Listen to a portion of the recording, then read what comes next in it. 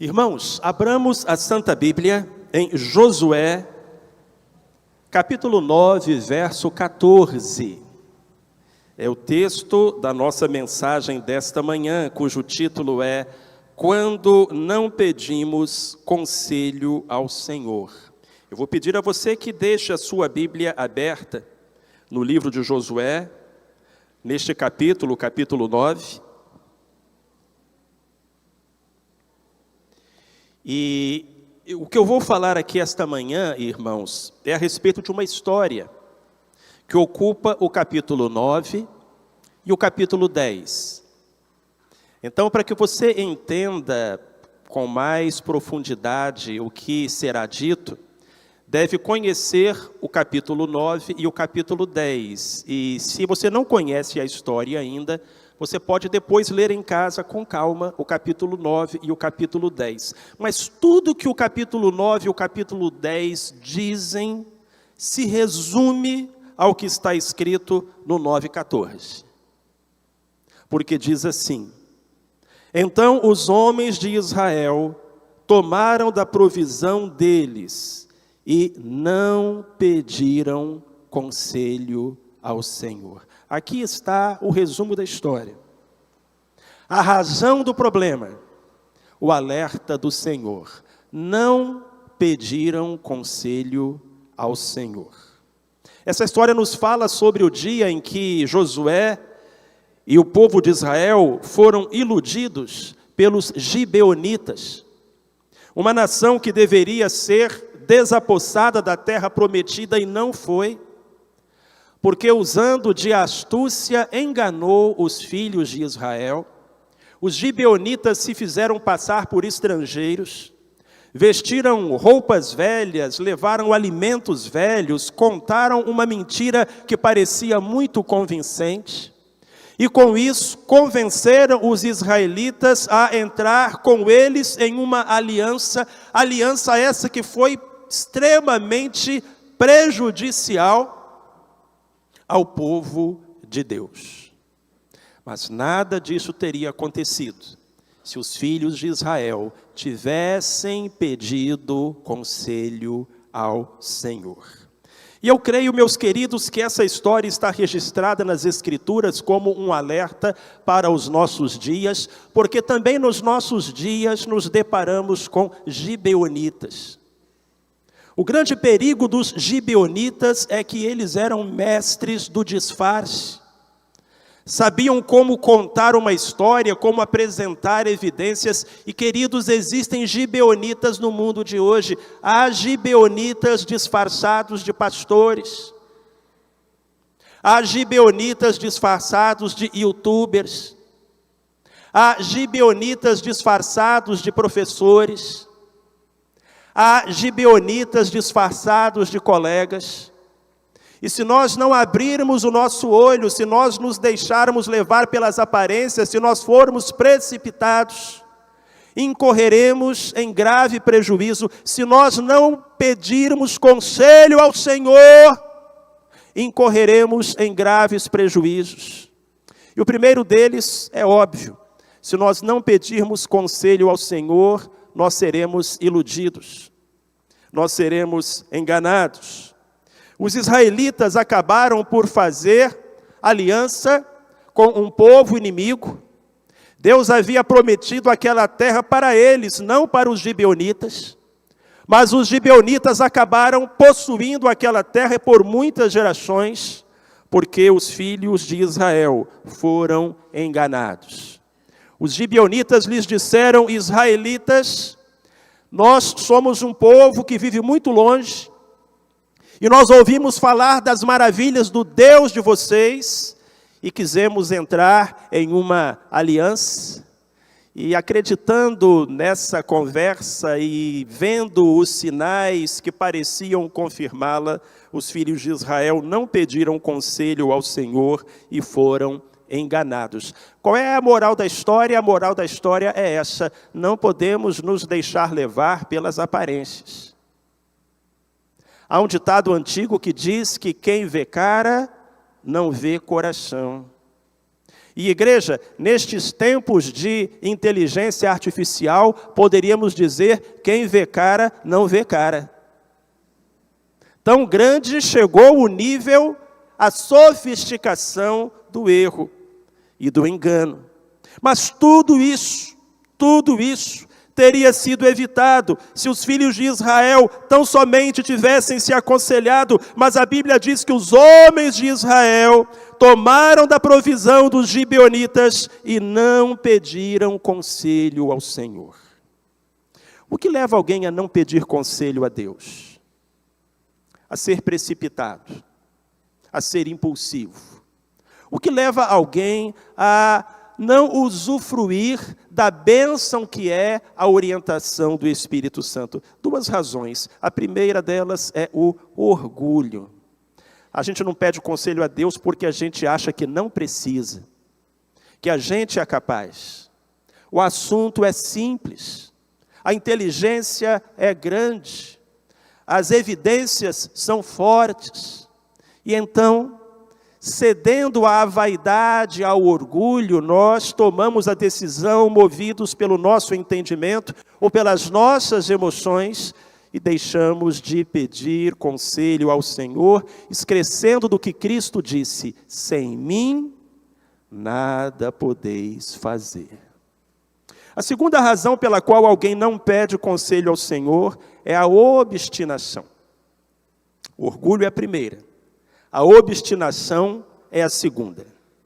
Não pedimos conselho ao Senhor porque já sabemos o que queremos. E se Deus quiser algo diferente? A mocinha se apaixona pelo rapaz, e o rapaz está correspondendo ao seu sentimento, e ela não pergunta ao Senhor: Deus, isso vem do Senhor? Porque vai que Deus diz não. E ela está com tanta vontade de namorar aquele rapaz. Então nós não pedimos conselho a Deus, ou porque a gente acha que não precisa, ou porque a gente acha que Deus vai estragar a nossa alegria, cortar a nossa onda. Seja por uma razão, seja por outra.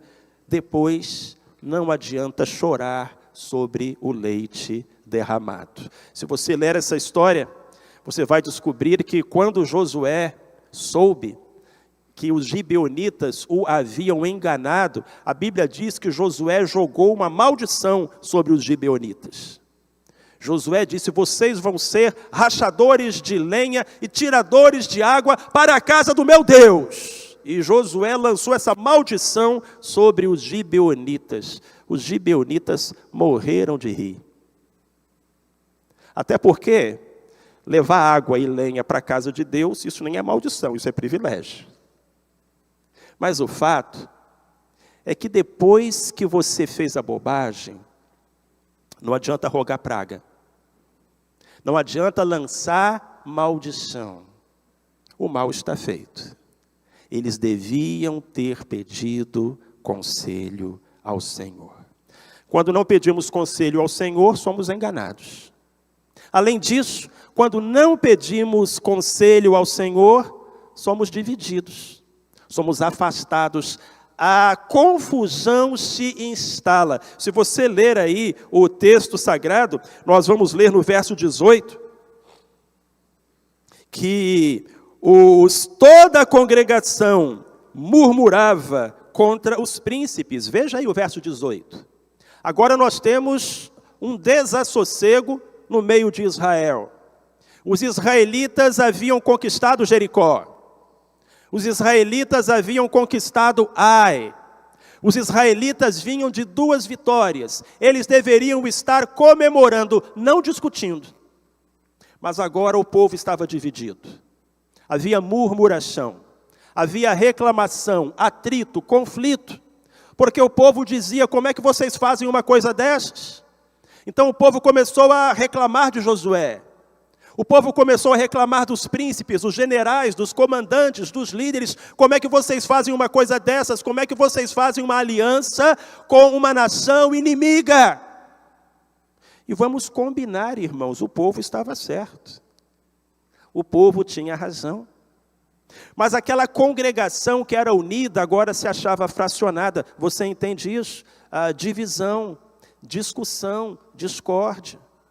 Quando a gente não pede conselho ao Senhor, a briga se instala, porque tomamos decisões erradas, porque falamos antes de pensar. Irmão, a ira do homem não opera a justiça de Deus. E quando a gente fala com raiva, a gente diz coisas que a gente não pode desdizer depois. Aqueles líderes de Israel não eram más pessoas, pelo contrário, eram homens de destaque, eram crentes fiéis, mas eles não pediram conselho ao Senhor, e agora o povo do Senhor estava dividido, havia murmuração, havia inimizade, havia contrariedade, e um grupo que deveria estar unido comemorando, estava agora dividido e reclamando. Isso parece familiar a você? Porque me parece que ainda hoje em dia isso tem acontecido nas igrejas, e me parece que ainda hoje em dia isso tem acontecido nas famílias. Quando a gente é precipitado, quando a gente se deixa levar pelas aparências, quando a gente não pede conselho ao Senhor, o resultado é que as dificuldades se instalam e a harmonia vai embora. Estava pesquisando para a mensagem desta manhã e me deparei com uma frase de F.B. Meyer, que eu achei muito impactante. Dei uma topada santa com essa frase de F.B. Meyer. Ele diz: a igreja tem sido mais vítima das artimanhas do diabo do que dos seus ataques. É uma declaração que faz a gente pensar. A igreja tem sido mais vítima das artimanhas de Satanás do que dos seus ataques. Todos os povos que guerrearam contra Israel, Israel venceu. Mas aquele povo que enganou Israel, Israel perdeu. A igreja tem sido mais prejudicada pelas artimanhas de Satanás do que pelos seus ataques. As famílias têm sido mais prejudicadas pelas artimanhas de Satanás do que pelos seus ataques, porque nós não temos a humildade e não temos a seriedade de parar, de refletir e pedir conselho ao Senhor. Quando não pedimos conselho, somos enganados. Quando não pedimos conselho, somos afastados. Mas a Bíblia diz também que quando nós não pedimos conselho, somos atribulados. Dá vontade de chorar. Seria cômico se não fosse trágico. Mas depois que os israelitas foram até Gibeão e brigaram com os gibeonitas, ralharam com os gibeonitas, amaldiçoaram os gibeonitas, mas não podiam fazer nada, porque já haviam feito uma aliança, um juramento. Os israelitas foram embora, voltaram para o seu acampamento, e aí, poucos dias depois, eles recebem um recadinho, adivinha de quem? Dos gibeonitas, dizendo o seguinte: olha só, Israel, os nossos vizinhos souberam que a gente fez uma aliança com vocês, e eles organizaram um exército e estão vindo aqui destruir a gente. Então, como vocês fizeram uma aliança conosco, vocês têm obrigação de vir aqui e nos defender. Então, se aprontem, venham depressa, guerreiem por nós e nos defendam. Fala sério. Aquela briga era lá deles. Era pagão brigando com pagão. Era idólatra brigando com idólatra. Era incrédulo brigando contra incrédulo. Aquela briga não era de Israel. Mas agora os filhos de Israel tinham que vestir a armadura, pegar a espada, ir para o campo de batalha e correr risco de vida para defender um bando de enganador, idólatra, pagão. Irmãos, seria cômico se não fosse trágico. O que a Bíblia está ensinando aqui para a gente? Que quando a cabeça não pensa, o corpo é que paga. Que quando a gente não pede o conselho a Deus, a gente se mete em confusões, em brigas. Olha para mim, presta atenção, que não são nossas. Filho, filha, há algumas brigas que você tem travado e que não eram suas. Nem toda tribulação é provação. Ah, Deus está me provando. Muitas vezes não. Em outra igreja que eu pastoreei, havia um rapaz muito amado pelos irmãos. Esse rapaz era paciente psiquiátrico, era esquizofrênico, de maneira que ele precisava sempre tomar os remédios. A família dele era uma família muito pobre e desunida, não dava atenção a ele, mas a igreja abraçou aquele menino. Aquele jovem vivia na igreja, porque ali ele era amado, era querido, era aceito. Aí ele vivia conosco. E a gente comprava os remédios para ele, porque a família não tinha condições. E a gente comprava os remédios para ele. E a gente amava muito aquele moço. Um dia, lá na casa dele, chegou um grupo de crentes de uma outra igreja. E aqueles crentes disseram o seguinte para ele: você tem que jogar os remédios fora. Isso é falta de fé. Nós vamos orar, Jesus vai te curar e você vai jogar esses remédios fora. Você não pode tomar remédio. E ele fez isso. E os irmãos foram embora. Ele parou de tomar os remédios, jogou os remédios fora, não falou nada para a gente. E o resultado foi que ele entrou em um surto. E foi preciso chamar a polícia. Então ele foi imobilizado, colocaram-no numa camisa de força. E assim ele foi levado para uma ambulância. E a ambulância seguiu com ele para o Adalto Botelho. E quando a gente soube disso tudo, a gente ficou muito triste, a gente ficou arrasado.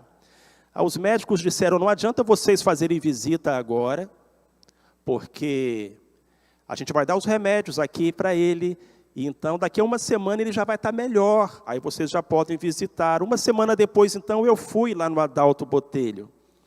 Irmãos, não é um lugar bonito de se entrar. Essa história já tem 30 anos, é possível que de lá para cá as coisas já tenham melhorado, mas é um ambiente muito depressivo. As pessoas ali são pessoas adoecidas, há muita sombra, é um clima pesado, é um clima pesado.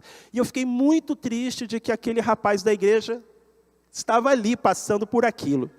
Quando ele me viu, ele arregalou os olhos, veio correndo na minha direção, e nem me deu bom dia. A primeira coisa que ele me disse foi: pastor, que lugar horrível esse aqui. Por que eu estou aqui, pastor? É porque Deus está me provando. Eu disse a ele: não, seu trem. É porque você não toma remédio. Ele não tinha necessidade de estar ali, você entende isso? Ah, pastor, mas os irmãos estiveram lá na minha casa e eles disseram que era para eu jogar os remédios fora. E eu disse: maravilha, e eles vieram aqui visitar você? Não. Pois é. Então por que em vez de você ouvir a eles, você não ouviu a gente? Sua igreja, que ama você, que caminha com você. A boa notícia é que depois que ele saiu do Adalto, ele passou a tomar os remédios direitinho e nunca mais foi internado. Graças a Deus. Mas aquele surto poderia ter sido evitado. Nem tudo que acontece na gente é Deus que manda. Nem todo o deserto que você atravessa foi Deus que colocou no seu caminho. Muitas vezes nós compramos brigas que não são nossas. Veja se isso não tem acontecido com você. Pastor, tanta briga, tanto conflito. Irmão e irmã, essa briga é sua. Ou você está comprando briga de gibeonita. Nós precisamos pedir conselho ao Senhor. E digo mais, não apenas pedir conselho ao Senhor, mas seguir o conselho do Senhor. Porque também de nada adianta pedir conselho a Deus se depois a gente não faz aquilo que Deus manda. Essa história está no último capítulo de 1 Samuel, a história do rei Acabe. O rei Acabe queria ir à guerra, e ele queria muito ir à guerra, e ele convidou o rei Josafá para ir à guerra junto com ele. E o rei Josafá disse: eu vou à guerra com você, mas Acabe, consulta antes a palavra do Senhor. Então Acabe, meio a contragosto, mandou chamar o profeta Micaías.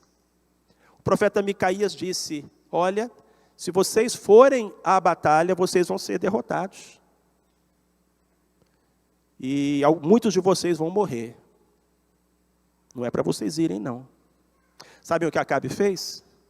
Colocou o profeta na cadeia. Jogou o profeta na prisão. Porque o que o profeta disse não era o que ele queria ouvir. Foi a guerra. E ali perdeu a vida. Para que consultar a Deus se você não vai fazer o que Deus te manda? Para que pedir conselho ao Senhor se você não vai seguir o conselho? Pastor Marcelo, se eu pedir conselho ao Senhor, como esse conselho vai chegar a mim? Ele diria: irmão, não se preocupe. Se você pedir com sinceridade, Deus encontrará uma maneira.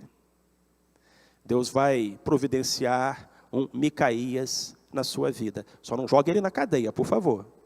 Em nome de Jesus. Mas quando a gente pede o conselho a Deus, o conselho chega. Às vezes o conselho chega através da leitura da Bíblia que você está fazendo. Às vezes o conselho chega através de um sermão que você está escutando.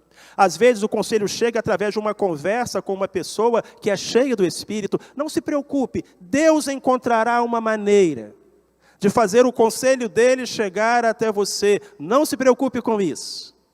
Preocupe-se sim em seguir o conselho de Deus quando ele lhe alcançar. Quando nós não pedimos conselho ao Senhor, nós somos iludidos. Quando nós não pedimos conselho ao Senhor, nós somos divididos. E quando nós não pedimos conselho ao Senhor, nós somos afligidos.